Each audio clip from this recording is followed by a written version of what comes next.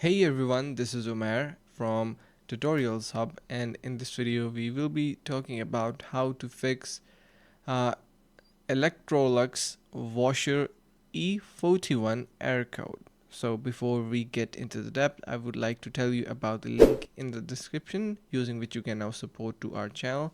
So that is going to be really helping us out. So now, why this error is basically occurring and how to fix it.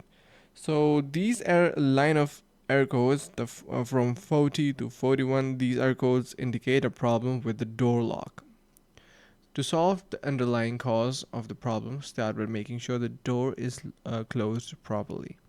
If the door is closed and one of the codes is showing, the wiring and the lock itself will need to be checked. So there could be a faulty line uh, between the door.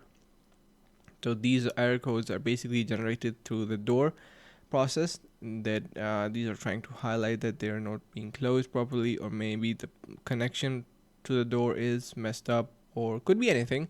If a faulty door lock and unit will need to be replaced, the door lock unit basically that is going to be replaced, guys.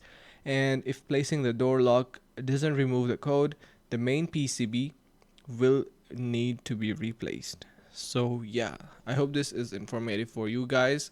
Make sure to head over to the link in the description of this video to support this channel if you feel like we are just providing you a value. As they'll make sure to subscribe. Thank you so much for watching and see you in the next one.